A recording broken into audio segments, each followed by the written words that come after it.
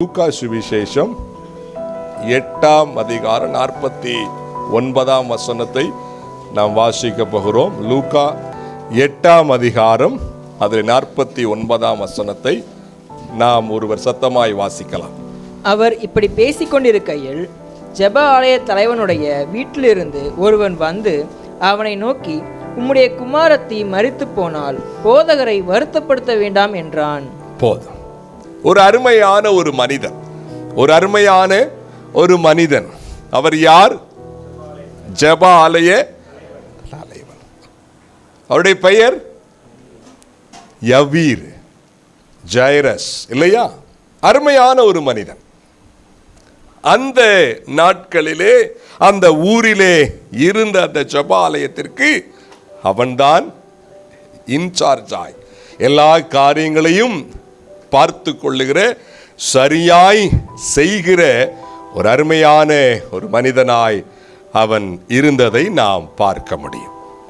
அந்த மனிதனுடைய ஃபேமிலியிலே உண்டானதான ஒரு இக்கட்டான சூழ்நிலையை தான் இங்கே பார்க்கிறோம். ஒரு இக்கட்டான சூழல் என்ன?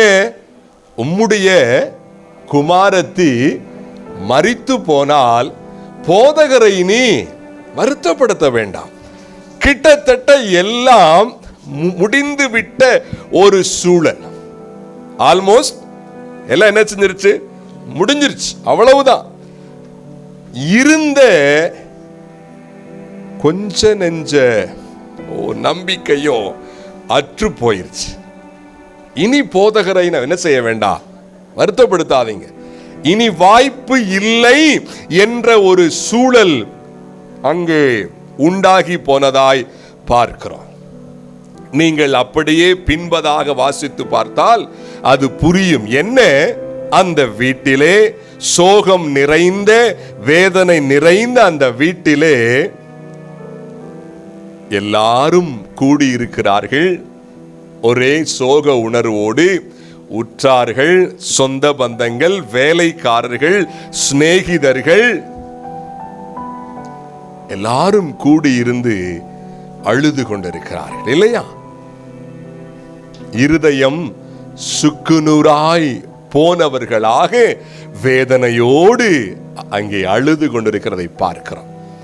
ஆண்டவரிடம் வந்தால் சுகம் கிடைக்கும், நிச்சயமாய் என் மகள் பிழைத்துக் கொள்வாள் என்றுதானே நான் எண்ணி இருந்தேன். இப்போது அதற்கும் வாய்ப்பு இல்லாமல் போய்விட்டதே. அங்கே இருந்து தூரமாயிருந்து ஆண்டவரை தேடி வந்திருக்கிறான். என்ன சூழ்நிலையிலே? அவனுடைய மகள் முடியாது, வியாதிப்பட்டு கிடக்கிறாள். இந்த சூழலிலே சென்றால் இந்த ஆண்டவர், இந்த இயேசு நிச்சயமாய் அந்த வியாதியை நீக்கி விடுவார். காரணம், அவர் போகிற இடங்களில் எல்லாம் நல்ல அநேகருக்கு என்ன செய்கிறார்? சுகத்தை கொடுக்கிறாரே என்ற ஒரு நம்பிக்கையிலே இந்த இக்கட்டில், இந்த வியாதியான சூழலிலே சென்றால் நிச்சயமாய் என் மகள் பிழைத்துக் கொள்வாள் என்று எண்ணி அங்கே வந்திருந்த அந்த மனிதனுக்கு ஒரு பெரிய இடி போட்டது போல ஒரு செய்தி வருகிறது. உம்முடைய குமாரத்தி மரித்து விட்டாள். finished everything. எல்லாம் முடிஞ்சிருச்சு.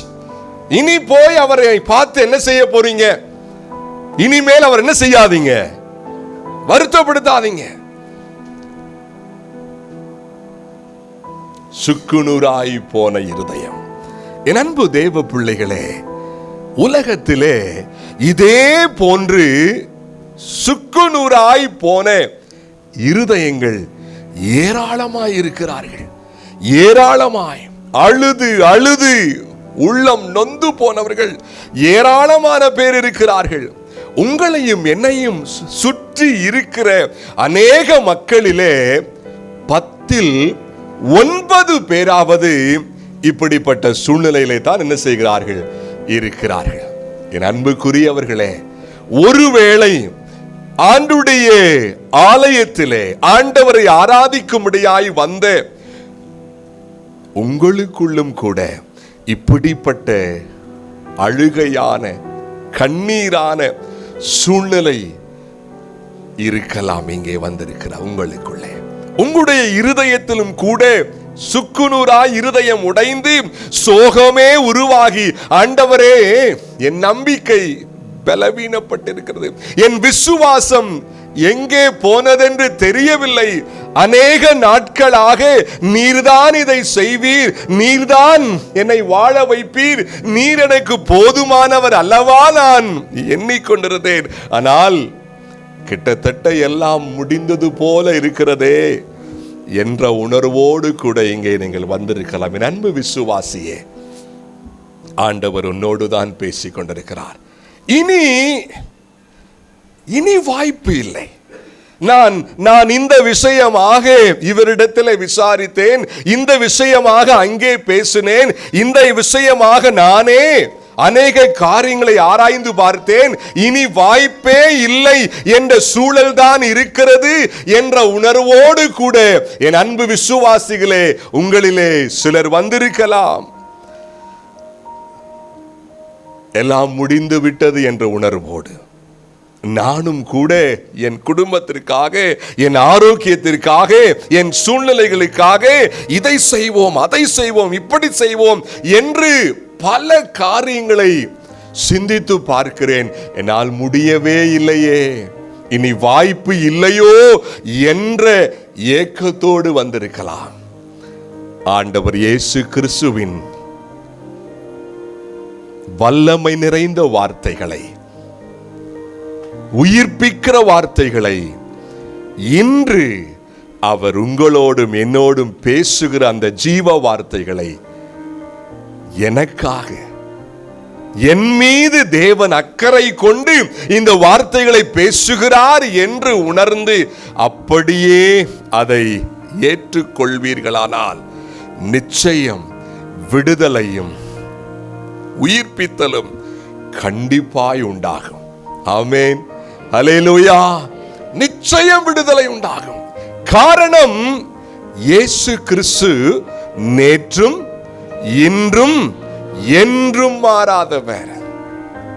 கண்ணீரோடு இருந்த அந்த மனிதனுக்கு, அந்த வீட்டாருக்கு ஆண்டவர் செய்த பெரும் உயிர் மீட்சியை பாருங்களேன். அந்த 55 வசனம் வாசிங்க. அப்பொழுது அவள் உயிர் திரும்ப வந்தது. என்னங்க, மீண்டும் மீண்டும் வாசிங்க. அப்பொழுது அவள் உயிர் திரும்ப வந்தது. போன உயிர் திரும்ப வந்துருச்சு. செத்து போய்விட்டால் உம்முடைய குமாரத்தி மரித்து விட்டால் என்ற செய்தி கேட்டு உள்ளம் உடைந்து போயிருந்த அவனுக்கு ஆச்சரியமாய் தெய்வம் செய்த அற்புதமான மாற்றத்தை பாருங்களேன். போன உயிர் திரும்ப வந்து விட்டது. எத்தனை ஆச்சரியம், எத்தனை ஆச்சரியம். அவன் எதிர்பார்த்திருக்க வாய்ப்பே கிடையாது. காரணம், ஆரோக்கியம் இல்லாமல் இருக்கிற என் பிள்ளைக்கு ஆரோக்கியத்துக்காகத்தான் வந்தேன். வேலைக்காரரும் அவருடைய ஃப்ரெண்ட்ஸும் கூட, நீங்க ஆண்டவர் இயேசுவை போய் பாருங்க, அவர் எல்லாத்துக்கும் என்ன செய்யறாரு? நல்ல சுகம் தர்றார். உயிரோடு செத்து போனல உயிரோடு அவர் எழுப்புவாரா? அதை சிந்திக்கவே இல்லை அவங்க. உங்க மக முடியாம இருக்கு, நீங்க போய் அவரை பாருங்கன்னு சொல்லித்தான் அங்க இருக்கிறவங்க என்ன செஞ்சிருப்பாங்க? அவர் அனுப்பி விட்டுருப்பாங்க. வேகமாய் வந்து, ஆண்டவரே ஆண்டவரே, ஊடால ஏகப்பட்ட இடையூறுகள். நேரமாக ஆக அந்த பிள்ளை மரித்து விட்டது. வேகமா வந்து சொல்றாங்க, ஐயா விட்டுருங்க, இனி அவர்கிட்ட என்ன செய்யாதீங்க, போக தேவையில்லை, இனிமேல் அவரை என்ன பேசிட்டு இருக்கீங்க, என்ன கூப்பிடுறீங்க, அவதான் என்ன செஞ்சிட்டா, மரிச்சிட்டாளே. அவனே எதிர்பார்க்கல, உயிர் போனது ஆண்டவர் வந்து அங்கு செய்த கிரியை மகா மேன்மையானது. போன உயிர் திரும்ப வந்ததா. மீண்டும் வாசிங்க இந்த வசனத்தை. அப்பொழுது அவள் உயிர் திரும்ப வந்தது. உடனே அவள் எழுந்திருந்தாள். என் அன்புக்குரிய தேவ பிள்ளைகளே, இருதயம் உடைந்து போய் சுக்குநூறாகி போன உணர்வோடு அவனுடைய பிரசன்னம் நீ வந்திருக்கிறாயா என் அன்பு தேவ பிள்ளையே? இனி முடிந்து விட்டது. இனி வாய்ப்பு இல்லை. இனிமேல் என் குடும்பம் சீர்பட, நான் உயர்த்தப்பட, எனக்கு ஆரோக்கியம் உண்டாக, நானும் ஒரு சீர்பட்ட வாழ்க்கை ஜீவிக்க இனி வாய்ப்பு இல்லைங்க. எப்படி அந்த அவங்க சொன்னாங்க, இவங்க சொன்னாங்க, அவங்க சொன்னாங்க, இவங்க ஆமாங்க எனக்கும். ஆனால் வேதம் சொல்லுகிறது அவர் உயிர்ப்பிக்கிறவர். ஆமென், ஹல்லேலூயா. அவர் உயிர்ப்பிக்கிற கடவுள், அவர் உயிர்ப்பிக்கிற ஆண்டவர், மீண்டுமாய் ஜீவனை உருவாக்கி வாழ வைக்கிற தெய்வம், வாழ வைக்கிற தெய்வம். அன்றைக்கு செய்த அதே கடவுள் அதை உங்களுக்கும் அவர் செய்ய முடியும். ஆமென், ஹல்லேலூயா. உங்களுக்கும் அவரால் செய்ய முடியும். அவர் செய்வார். போன உயிர் திரும்பி வந்தது. எப்படி? என்ன நடந்தது இடையே? என்ன நடந்தது இடையே? அதைத்தான் சில வசனங்களிலே பார்க்க போகிறோம். அந்த மனிதனுக்கு செய்த மகா பெரிய அதிசயம் உங்களுக்கும் அவர் செய்ய முடியும். உங்களுக்கும் அவர் செய்ய முடியும். அங்கே போன உயிர் இனி வாய்ப்பு இல்லை என்ற சூழலில் இருந்த அந்த காரியம் திரும்ப எப்படி உயிர் பெற்றது? அதை ஆராய்ந்து பார்த்து நாமும் கூட அதுபோல ஆண்டவர் அண்டை ஆண்டவரை சேவிக்க ஆரம்பித்தால் நாமும் உயிர்ப்பிக்கப்படுவோம். ஆமென், ஹல்லேலூயா. நாமும் நிச்சயமாய் உயிர்ப்பிக்கப்படுவோம். தேவனிடத்தில் பட்சபாதமே, சத்தமா, பட்சபாதமே கிடையாது. அவர் எல்லாரையும் நேசிக்கிறவர், எல்லாருக்கும் ஆண்டவராய் இருக்கிறவர். அவர் எல்லாருக்கும், உங்களுக்கும் அவர் ஆண்டவராய் இருக்கிறார். எப்படி வந்தது? ஒரு சில வசனங்களை மட்டும் நாம் வாசிக்க போகிறோம். அந்த 49-50 அது வாசிங்க. அவர் இப்படி பேசிக்கொண்டிருக்கையில் ஜெப ஆலய தலைவனுடைய வீட்டிலிருந்து ஒருவன் வந்து அவனை நோக்கி, உம்முடைய குமாரத்தி மரித்து போனால் போதகரை வருத்தப்படுத்த வேண்டாம். இயேசு அதை கேட்டு பயப்படாதே. போதுங்க, நீ கவனிங்க எல்லாரும் ப்ளீஸ். ஆண்டவர் உங்களோடு தான் பேசிக் கொண்டிருக்கிறார். இந்த ஜீவ வார்த்தைகள் உங்களுக்குள்ளே, உங்களுடைய ஃபேமிலிக்குள்ளே, உங்களுடைய உடலுக்குள்ளே போதுமான கிரியை செய்து உயிர்ப்பிக்க வேண்டும் என்று சொன்னால் வார்த்தைகளை கூர்மையாய் கேளுங்கள். அதை அப்படியே ஃபாலோ பண்ண முயற்சி எடுங்கள். அந்த யவீரு அங்கே நிற்கிறார், ஆண்டவரை பார்த்து கொண்டிருக்கிறார். அப்பொழுது ஒருவன் வர்றான். ஒரு பக்கம் என்ன வார்த்தைகள் வருது, என்ன சத்தம் வருது? அவள் மரித்து விட்டாள், போதும், அவர் விட்டுருங்க அப்படின்னு சொல்லப்படுது. என்னது? உம்முடைய குமாரத்தி செத்து போனால் இனி எதுக்கு அவரை பார்த்துறீங்க? விட்டுருங்க அவரை, வாங்க போலாம், அப்படி என்ற சத்தம் வருது. இன்னொரு பக்கம் இன்னொரு சத்தம் வருது, பயப்படாதே, நான் கூட தானே இருக்கேன் அப்படின்ற சத்தம் வருது. என் அன்புக்குரிய தேவ பிள்ளைகளே, அங்கே இருந்த அந்த மனிதன் அவன் யாராம்? ஜெப ஆலய ஆவிக்குரிய காரியங்களுக்கு கொஞ்சம் இன்சார்ஜ் போல இருந்த ஒரு மனுஷன். ஆண்டவரோடு கொஞ்சம் உறவா இருந்திருப்பா. அஃப்கோர்ஸ் அவனுக்குள்ளே ஒரு பெரிய போராட்டத்தில் ஆண்டவரை தேடி வந்திருக்கிறான். ஆண்டவரை தேடி வந்த சூழ்நிலையிலே ரெண்டு பக்கம் இருந்து அவனுக்கு சத்தம் வருகிறது. ஒன்று என்ன? போதும், விட்டுவிடு ஆண்டவரை, உம்முடைய மகள் மரித்து போனால் அதான் பிரச்சனை முத்தீர்ச்சில, இனி என்ன தவிர பார்த்துக்கிட்டு இருக்க என்ற அர்த்தத்திலே ஒரு சத்தம் வருது. இன்னொரு பக்கம் சத்தம், பயப்படாத. உள்ள அர்த்தம், நான் கூட இருக்கேன்ல, நீ ஏன் பயப்படுற? அப்படி என்ற அந்த சத்தம் அவனை நோக்கி வருகிறது. அவன் ஒரு நிமிஷம் அவருடைய மனம் அப்படியே பார்க்கிறது. எங்கே திரும்ப? இங்கே போதும் ஐயா, போலாம், இனி போதகரை என்ன செய்யாதீங்க, போதும் விட்டுருங்கன்னு சொல்லுது. இந்த பக்கம் பயப்படாதப்பா, நான் இருக்கேன் என்ற ஒரு சத்தம் வருகிறது. யார் பேச்சை கேட்பது? யார் பேச்சை?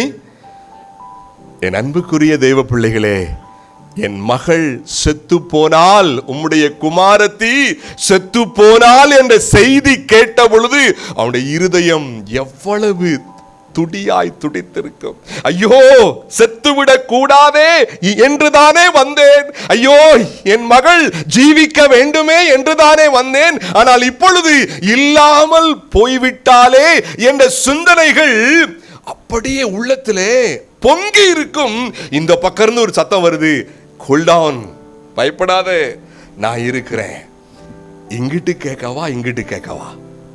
அவருடைய மனம் கண்டிப்பாய் கொஞ்சம் அல பாஞ்சிருக்கும். ஆனா ஆச்சரியம் பாருங்களேன், ஆச்சரியம் பாருங்களேன், அவருடைய மனம் இயேசுவின் பக்கம் உறுதியாய் நிற்க ஆரம்பித்தது. ஆமென். அவருடைய மனம் இயேசுவின் பக்கம். சொல்லாமல் சொல்லுகிறான், ஆண்டவரே, நாங்க உங்க வார்த்தைக்கு நான் கீழ்ப்படுகிறேன். ஆச்சரியமா இருக்கு.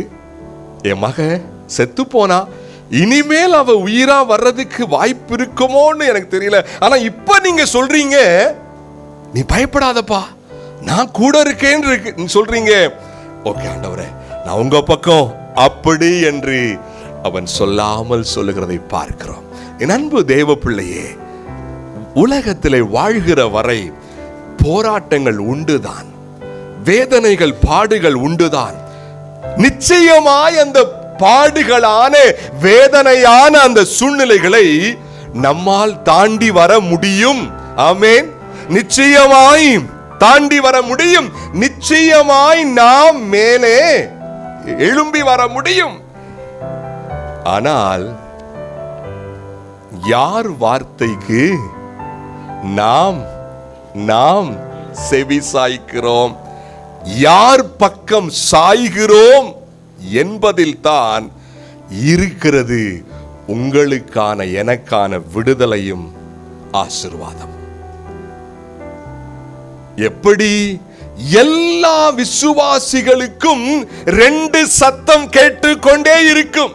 சாத்தானானவன் இந்த பக்கமா இருந்து பேசிக்கொண்டே இருப்பான், போதும் விட்டு அவரை, இனிமேல் நீ என்ன ஜெபிக்கிற, என்ன வேத வாசிக்கிற, என்ன ஆலயத்துக்கு போற, இனிமேல் உன்னை முடியாது, உனக்கு அவ்வளவுதான்ப்பா, முடிஞ்சிருச்சு, உனக்கு நீ ஆயுசாலாம் இருக்க முடியாது, உன் குடும்பம் முடிஞ்சு போச்சு, இனிமேல் நீ மேல வர்றதெல்லாம் கஷ்டம் என்று சொல்லி அவன் பேசிக்கொண்டே இருப்பான்.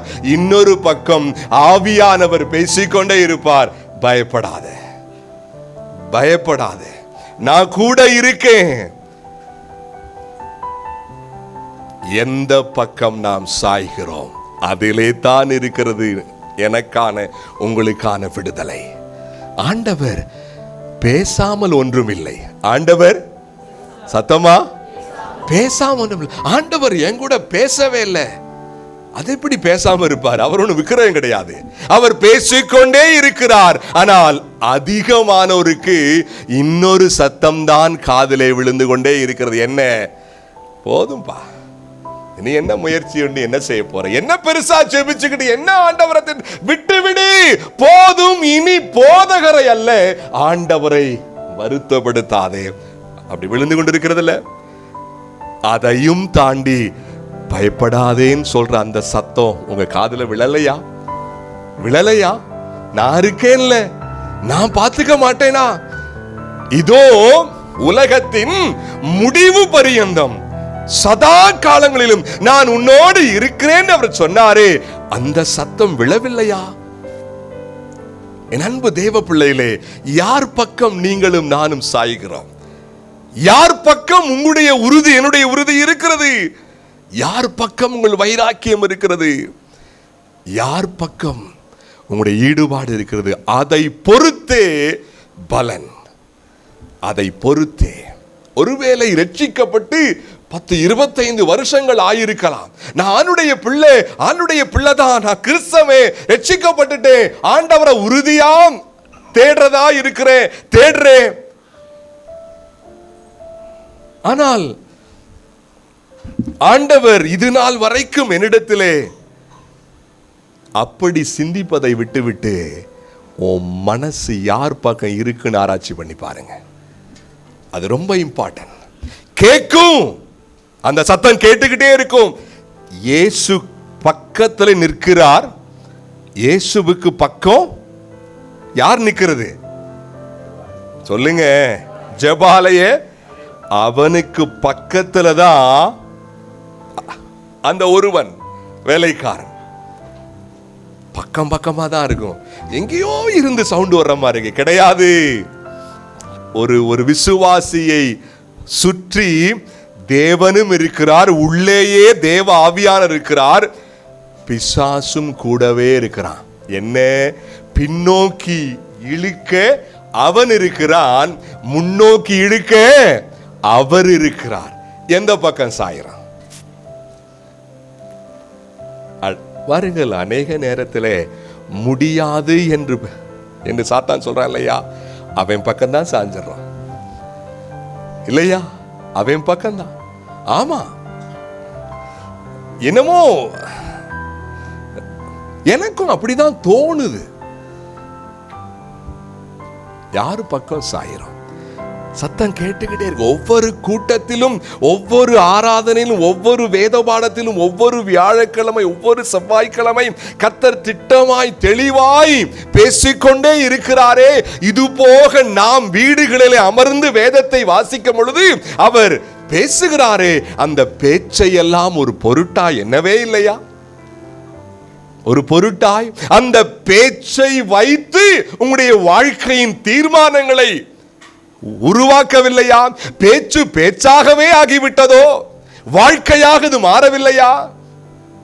அநேகருடைய வாழ்க்கையிலே ஆலயத்துக்கு வருகிறார்கள், அவனுடைய பேச்சை கேட்கிறார்கள், ஆனால் சிந்தனைகள் என்னவோ உலக சூழ்நிலைக்கு ஏற்ற மாதிரி தான். எல்லாம் முடிஞ்சு, அவ்வளவுதான், இனி என்னத்தை, சரி ஆலயத்துக்கு போவோம் வருவோம், மற்றபடி என் வாழ்க்கையை நான் தானே பார்த்துக்கணும்.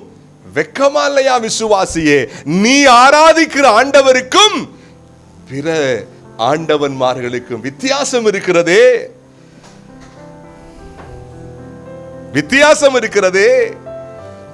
ரெண்டு சத்தம், ரெண்டு பக்கம் சத்தங்கள் கேட்டுக்கொண்டே இருக்கும். எப்போது வரை? உயிர் இருக்கிற வரை. எப்போது வரை? உயிர் இருக்கிற வரைக்கும் விடவே மாட்டான் பிசாசு. போதும், ஆண்டவர் என்ன செய்யாத, வருத்தப்படுத்தாத, ஆண்டவரை தேடாத. ஏன்? அவ்வளவுதான், முடிஞ்சிருச்சு. நீ சூழ்நிலையை பாரு. எப்படி? ஓ, சூழ்நிலையை பாரு, அவ்வளவுதான். இனி என்னத்தை செய்ய போற? ஆனா ஆண்டவர் பிசாசோடு போட்டி போட்டுட்டுலாம் அவர் பேச மாட்டாரு. அந்தந்த நேரத்தில் சரியா பேசுவாரு. அதை கேட்ச் பண்ணிக்கணும். ஆமென், ஹல்லேலூயா. அங்க சரியா பேசினாரு. போதும், உம்முடைய குமாரத்தி, வாய் தரங்க, இனி போதகரை. அங்க என்ன பார்க்கிறோம்? இயேசு அதை கேட்டு உடனே. என் அன்புக்குரிய தேவ பிள்ளைகளே, சிலர் எப்படி தெரியுமா? ரெண்டு பக்கமும் சாஞ்சுக்கிட்டு இருக்காங்க. சிலர் எப்படி?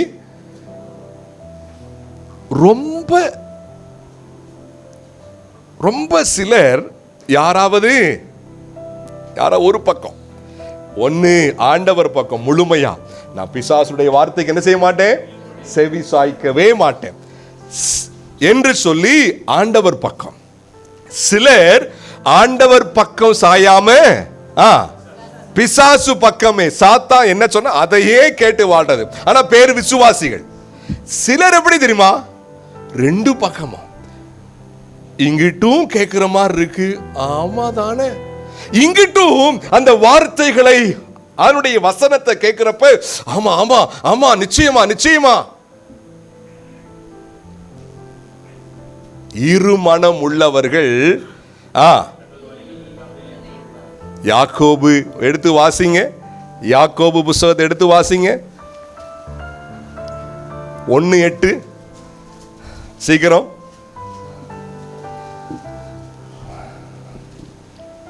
இருமனம் உள்ளவன் என்னங்க, இருமனம் உள்ளவன் தன் வழிகளில் எல்லாம் நிலையற்றவனாய் இருக்கிறான். என்னங்க, யாருக்கு இருமனம், இரண்டு மனம், என்ன இந்த பக்கமும் கொஞ்சம் சாயிறது இங்கிட்டும் சாயிறது, ஒரே பாதையை சூஸ் பண்ணாதபடி இதுவும் சரி மாதிரி தான் இருக்கு இதுவும் சரி மாதிரி தான் இருக்கு, சரி சூழ்நிலைக்கு ஏத்த மாதிரி போய்க்குவோன்னு சொல்றவன் அவன் பாதை பூரா இப்படித்தான் இருக்கானா. இதுல மட்டும் இல்ல,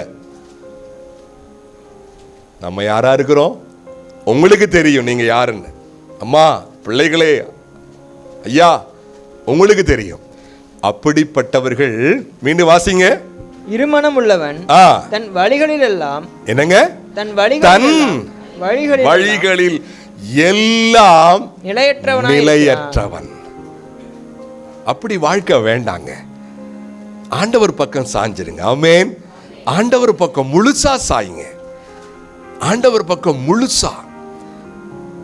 நான் முன்பே சொன்னது போல உயிர் இருக்கிற வரைக்கும் அந்த சத்தம் என்ன செய்யும், கேட்டுக்கொண்டேதான் இருக்கும். என்ன, விட்டு அவரை, போதும் போதும், இனி போதகரே, இனி ஆண்டவரே, இனி ஆலயத்தை வருத்தப்படுத்தாத, போதும் விட்டு. இன்னொரு பக்கம் பயப்படாதே. எந்த பக்கம் சாய போறீங்க, எந்த பக்கம் சாய போறீங்க? ஆண்டவர் நம்மோடு பேசட்டும். ஆண்டவர் நம்மோடு கூட பேசுவாராக. எந்த பக்கம் சாய்கிறோம், எந்த பக்கம் உங்களுடைய என்னுடைய உறுதியும் ஈடுபாடும் வைராக்கியமும் இருக்கிறதோ அதை பொறுத்துத்தான் பலன், அதை பொறுத்துத்தான் பலன். யார் பக்கம் சாயிரும்? இரண்டு மனம் உள்ளவர்கள் எல்லாவற்றிலும் நிலையற்றார். ஆண்டவர் நம்மோடு பேசுவாராக. அவரால் உயிர்ப்பிக்க முடியும். ஆமென். அவரால் உயிர்ப்பிக்க முடியும். ஆண்டவர் பக்கம் சாய்ந்து பாருங்கள், ஆண்டுடைய வார்த்தை பக்கம் சாய்ந்து பாருங்கள். ஒருவேளை உங்களுக்கான ஆரோக்கியத்திலே இனி என்னால் முடியாது, இனி ஒன்றுமே இல்லை என்ற பேச்சு பிசாசு பேசிக்கொண்டே இருக்கிறானா, ஆண்டவர் பக்கம் சாயுங்க, அவனுடைய வார்த்தை பக்கம் சாயுங்க. அவர் உங்களை உயிர்ப்பிக்க முடியும், அவர் உங்களை வாழ வைக்க முடியும். இனிமேல் என் குடும்பம் மேலே எழும்பி வர, இனிமேல் எனக்கு ஒழுங்கான சாட்சி கிடைக்க, இனிமேல் என் வாழ்க்கை, என் பிள்ளைகள், அது சாத்தான் பண்ற வேலை. இனிமேல் தான் ஆரம்பம் என்று விசுவாசிங்கள். ஆமென். ஹல்லேலூயா. இனிமேல் தான் எனக்கு உயர்வு, இனிமேல் தான் ஆரோக்கியம், இனிமேல் தான் நான் உயர்த்தப்பட போகிறேன், இனிமேல் தான் நான் நல்லதொரு சாட்சியுள்ள வாழ்க்கை ஆண்டவருக்கு என்று பிரகாசிக்க போகிறேன் என்ற அந்த உணர்வுக்குள்ளே வாருங்கள். அவர் மேலே சாய்ந்து விட்டால், அவர் வார்த்தை மேலே சாய்ந்து விட்டால் அவர் தாங்கிக் கொள்வார். ஆமென். ஹல்லேலூயா. இரண்டாவது வாசியுங்கள், 50ஆம் வசனம். இயேசு அதை கேட்டு பயப்படாதே, விசுவாசமுள்ளவனாயிரு. ரெண்டு பக்கம், ரெண்டு சத்தம். ஒன்று, போதும் அவரை விட்டுவிடு, வருத்தப்படுத்த வேண்டாம். இரண்டாவது சத்தம், நீ என்ன செய்யாதே, பயப்படாதே. யார் பக்கம் அவன் சாய்ந்தான்? இயேசுவின் பக்கம். ஆகவேதான் போன உயிர் திரும்ப வந்தது. இழந்து போன விஷயங்களை திரும்ப நீங்களும் நானும் பெற்றுக்கொள்ள வேண்டும் என்று சொன்னால் இரண்டாவது விஷயம் என்ன தெரியுமா? விசுவாசம். விசுவாசம் உள்ளவனாயிரு. இந்த விசுவாசத்தை நாம் அடிக்கடி கேட்டு இருக்கிறோம். நான் விசுவாசிக்கிறேன் தானே, நான் விசுவாசிக்கலையா என்ற ஒரு கேள்வி வரலாம். ஆனால் விசுவாசம் எங்கே சோதிக்கப்படுமா? விசுவாசிக்க முடியாத சூழ்நிலையிலே. எங்க சோதிக்கப்படும்? விசுவாசிக்கவே முடியாத சூழல். அங்கதான் விசுவாசம் இருக்கான்னு பார்க்கிறேன். அங்கே இருக்கிற அந்த உணர்வு தான் விசுவாசம்.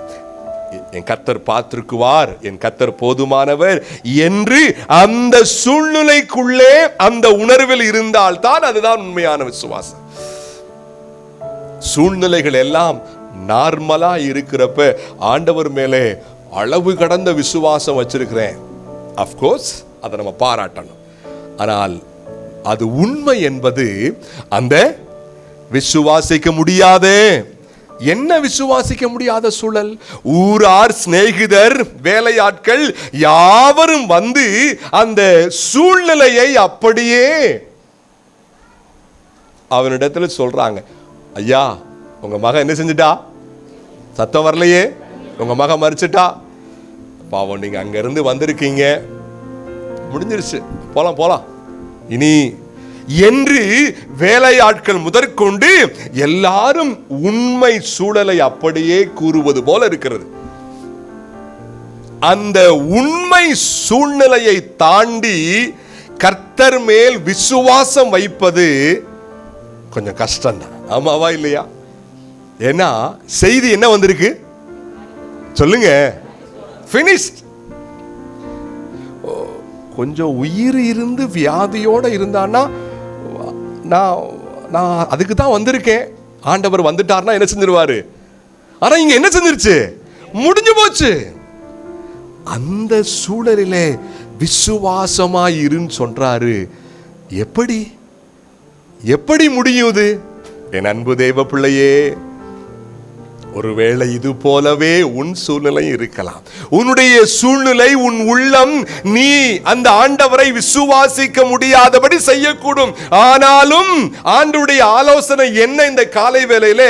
விசுவாசி மகனே, உன்னால் விசுவாசிக்க முடியாத சூழல் தான் உன்னுடைய குடும்ப சூழல், உன்னுடைய எல்லா விஷயங்களும் நீ இந்த மாம்ச பார்வையில பார்த்தால் முடியவே முடியாது.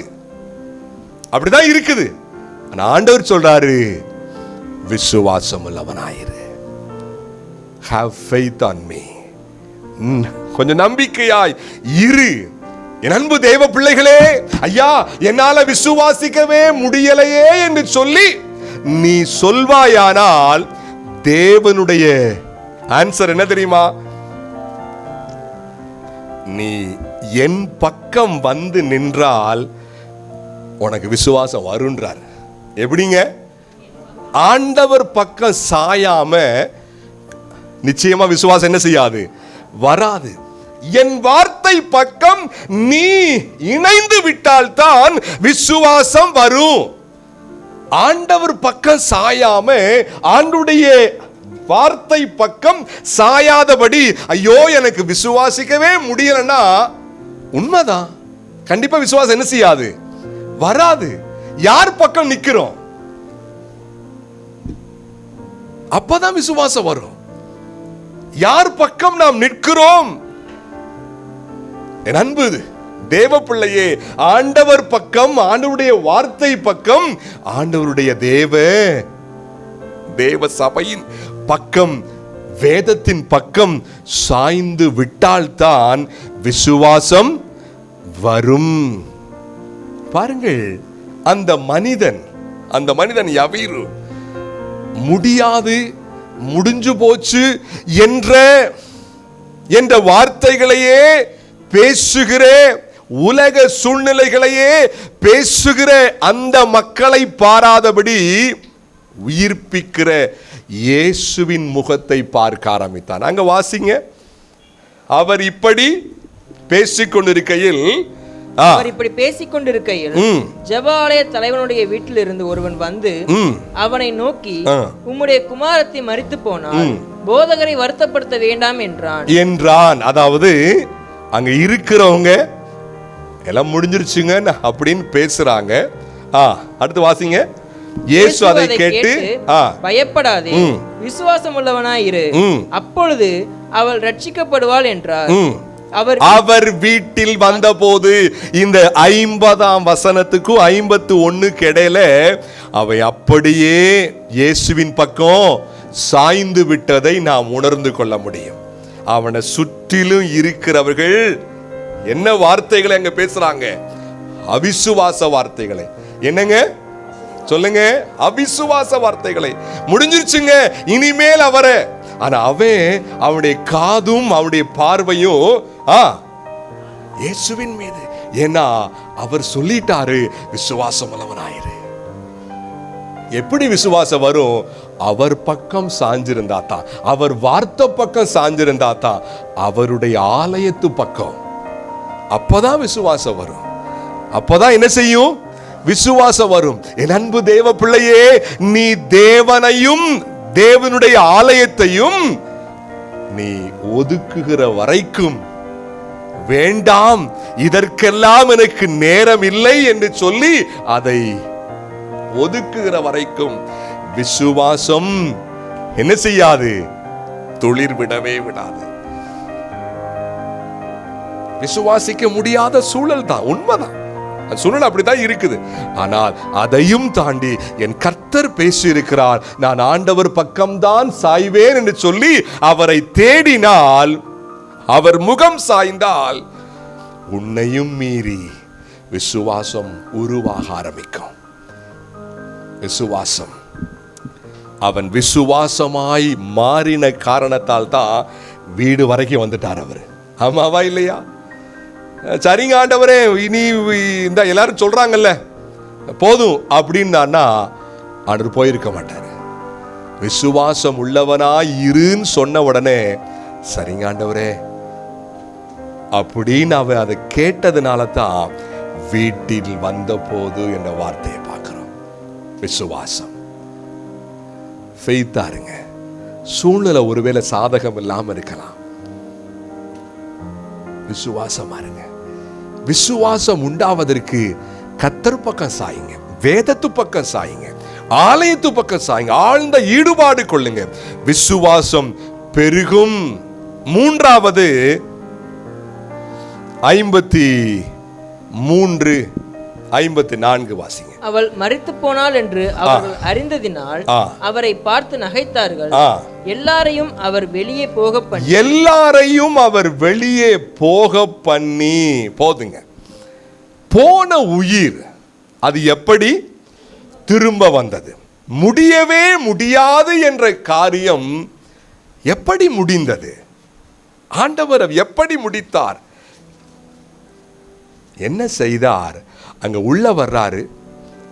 அங்க என்ன பார்க்கிறோம்? அவள் மரித்து போனாள் என்று அவர்கள் அறிந்ததனால். ஏன் இப்படி பண்றாங்க? அங்கே அவர் வந்து அவர் நித்திரையா இருக்கான்னு சொல்லி என்ன செஞ்சாரு? சொன்ன உடனே அவங்க என்ன செய்யல? அதை விசுவாசிக்கல. மாறாக என்ன சொல்றாங்க? ஆண்டவரை பார்த்து என்ன பண்றாங்க? சிரிக்கிறாங்க. அப்புறம் எல்லாரையும் அவர், யார் வீடு அது? யார் வீடுங்க? யவீரு வீடு. அவ யாரா இருந்தா? ஜெபாலய. அங்கே வந்து இப்பா இவங்கெல்லாம் என்ன செய்ய மாட்டாங்க?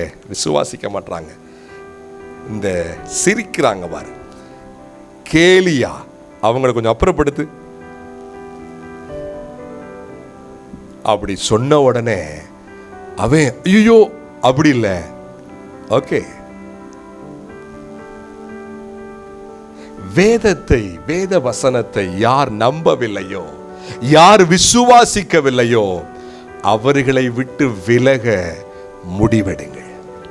கண்டிப்பாக அது கொஞ்சம் கஷ்டமா தான் இருக்கும். ஏங்க நாங்க இவ்வளவு பேர் உட்கார்ந்து இருக்கோம், நீங்க பாட்டு உள்ள போக வேண்டியதானே என்று ஒருவேளை அவர்கள் சொல்லி இருக்கலாம். ஆனா சொல்றாரு, அவங்க அப்புறப்படுத்துங்க. யார் விதண்டாவாதம் பேசுறாங்களோ, யார் கேலி செய்யறாங்களோ, யார் வீம்பாய் சிரிக்கிறார்களோ, யார் பரியாசம் செய்கிறார்களோ அவர்களோடு உனக்கும் எனக்கும் கூட்டு இருந்தால் விசுவாசம் ஜென்மத்துக்கு வராது. விசுவாசம் என்ன செய்யாது சொல்லுங்க? நல்ல முடிவு என்ன செய்யாது? கண்டிப்பா வராது. ஆலயத்துக்கு வர்றப்ப ஐயோ விசுவாசம் இருக்கிற மாதிரி இருக்கு, அப்புறம் வீட்டுக்கு போனதுக்கு அப்புறம் விசுவாசம் இல்லாத போயிருச்சே, வீட்டுக்கு போனதுக்கு அப்புறம் போனையே பார்த்துட்டு இருந்தா சூப்பரா வருமா விசுவாசம்? வீட்டுக்கு போனப்புறம் அந்த ஃப்ரெண்டிட்ட பேச்சு, இந்த ஃப்ரெண்டிட்ட பேச்சு, அங்க பேச்சு, இங்க பேச்சு, கிட்டத்தட்ட முழு அவிசுவாசியா மாறியாச்சு. ஆனா பேர் விசுவாசி. அப்புறம் எங்க விசுவாசம் வரும்? ஆண்டவர் சொல்றாரு, அதை விலக்கு, அதை விலக்கு, அதை அப்புறப்படுத்து. ஏன்? அவங்கெல்லாம் விசுவாசிக்காதவங்க, அவங்க கேலி பண்றவங்க, அவங்க வீம்பு பேசுறவங்க. என் அன்பு விசுவாசியே, எனக்குள்ளே விசுவாசம் வரலையே, ஐயோ எல்லாம் முடிஞ்சு போச்சுன்னா மாறி வருது. போன உயிர், நான் இழந்து போனவைகள்லாம் திரும்ப வருமா என்ற கேள்வியோடு நீ வந்திருக்கிறாயா? ஆண்டவர் சொல்லுகிற மூன்றாவது ஆலோசனை, தேவனை யார் விசுவாசிக்கலையோ அவர்களோடு கூட்டு வைக்காதே. உன் ஆவிக்குரிய வாழ்வுக்கு யார் இடையூறாய் இருக்கிறார்களோ அவர்களோடு கூட்டு வைக்க வேண்டாம், விலகிவிடு, அப்புறப்படுத்த அவர்களை. எப்போது பார்த்தாலும் அவிசுவாச வார்த்தைகளையே யார் பேசுகிறார்களோ அவளோடு கூட்டு வைக்காதீங்க. அவளுக்காக ஜெபிங்க. என்ன செய்யுங்க? ஜெபிங்க. ஆனா சேர்ந்து அந்த வார்த்தைகள் காதிலே விழுகிற மாதிரி இருந்துச்சுன்னா உங்க விசுவாசம் தன்னால கீழே போயிடும். போன உயிர் திரும்ப வராது. இன்னும் என்ன போகணுமோ அதெல்லாம் போக ஆரம்பிச்சிடும். அவர் உயிர்ப்பிக்கிற கடவுள், உயிர்ப்பிப்பார் நிச்சயமா. யார் கேலி, பரியாசம், இடைஞ்சல், வீம்பு, ஆண்டவர் சொல்றாரு அவள் நித்திரையா இருக்கிறாள். ஓ அப்படியா, சரி பரவாயில்ல, ஏதோ அவர் பண்ண போறாரு, அப்படி வரல.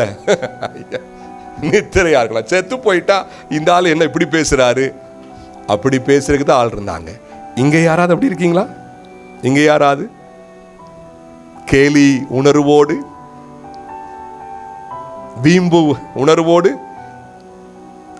கேட்கறதுக்கு அருமையா தான் இருக்கு வார்த்தை.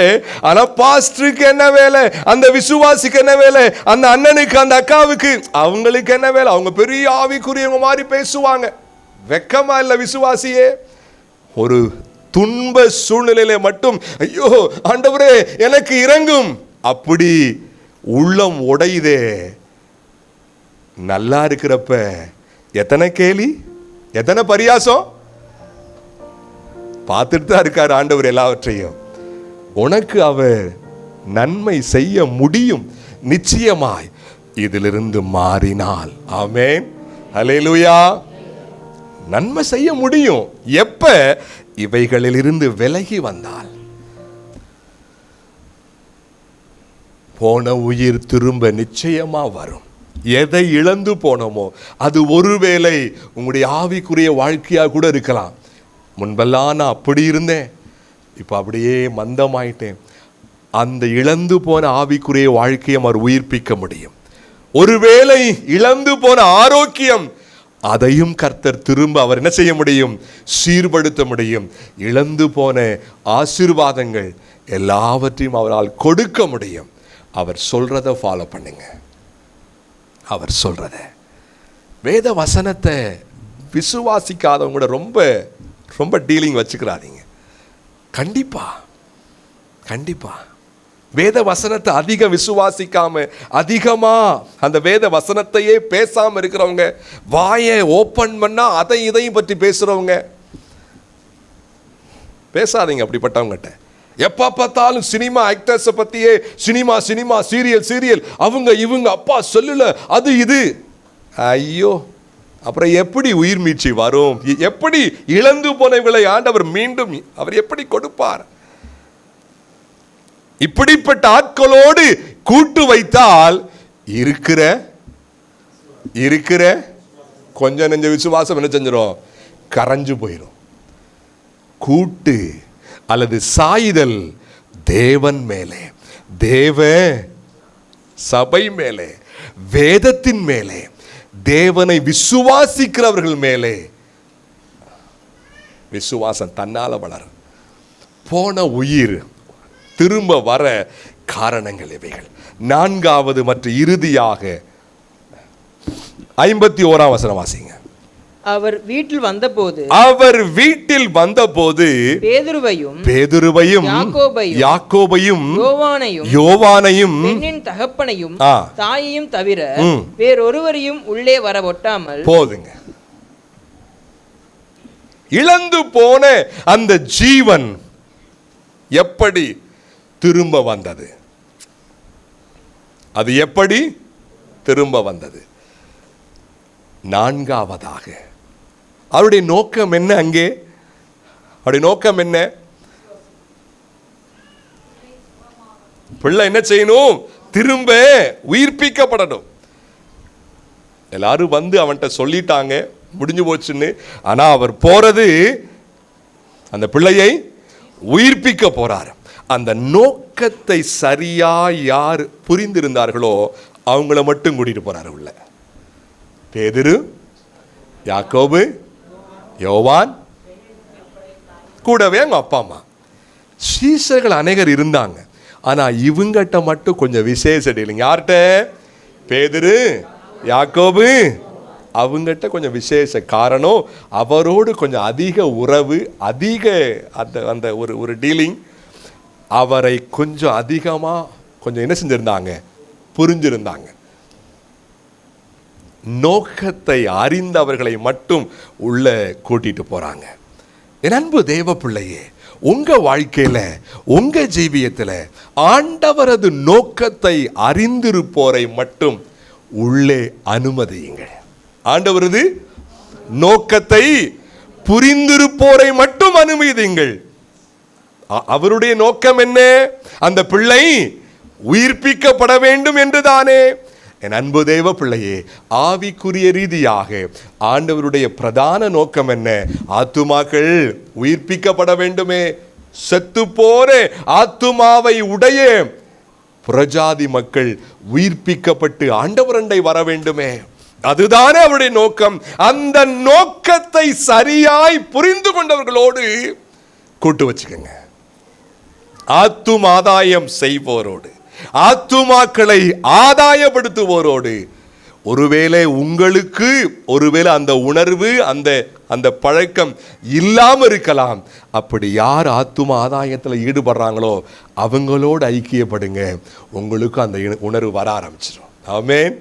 உங்க வாழ்க்கைக்குள்ளும் தேவ நோக்கத்தை யார் பிரதானப்படுத்துறாங்களோ அவங்கள அனுமதிங்க. அடிக்கடி அநேக வேளைகளிலே பூமிக்குரிய விஷயமாய் பேசுகிறவர்களை நாம் உள்ளே விட விட நம்ம வாழ்க்கை அதே போல மாறிடுது. ஆமாவா இல்லையா? அதே போல மாறிடுது. நீங்க ஆண்டவர் சொல்றாரு, பேதுரு வா, யோவான் வாப்பா, அடுத்து யாக்கோபு வா, கூட அவங்க அம்மா அப்பாவும் வாங்க, உள்ள போப்போம். கண்டிப்பாய் மற்ற சீஷர்கள் அவங்க எங்க இருந்திருப்பாங்க? வெளியே இருந்திருப்பாங்களா இல்லையா? ஏன் விட்டுட்டு போனார் ஆண்டவர்? அவங்களுக்கு தெரியல. எனக்கும் உங்களோடும் என்னோடும் உங்களோடும் கர்த்தர் பேசுவாராக. அவருடைய நோக்கத்தோடு இணைந்து கொள்வோம். ஆவிக்குரிய ரீதியாக இந்த நாட்களிலே அவருடைய நோக்கம் என்ன, அதை புரிந்து கொள்வோம். ஆத்துமாக்கள் ஆண்டவர் 2ஆம் முறையா இறங்கி வரும் முன்னதாக எல்லாரும் ஆண்டவர் என்ன செய்ய வேண்டும்? அறிய வேண்டுமே. அந்த நோக்கத்தோடு இணைந்து கொள்ள பாருங்கள். என்ன இழந்து போயிருக்கோமோ அதெல்லாம் கர்த்தர் என்ன செய்வார்? திரும்ப கொடுப்பார். வேத வசனம் பொய்யே கிடையாதுங்க. ஆமென், ஹல்லேலூயா. அதை விசுவாசிங்க. போன உயிர் திரும்ப வந்தது. அதே வார்த்தை உங்க வாழ்க்கையில் அப்படியே ஆகும். ஆமென், ஆமென்றும் ஆமென் என்று அவர் செய்ய முடியும். உங்களுடைய வாழ்க்கை உயிர்ப்பிக்க முடியும். இந்த வார்த்தைகள் அப்படியே கேட்டு வாழ்க்கையில அப்பியாசிக்க பிரயாசப்படுங்கள். நிச்சயமாய் அதே ஒரு ஆசீர்வாதம், அதே ஒரு பலனை நீங்களும் நான் நிச்சயமாய் நம்முடைய குடும்பத்தில் காண்போம். நம்ம எல்லாரும் அப்படியே முழங்கால் படிடலாம். ஆண்டவர்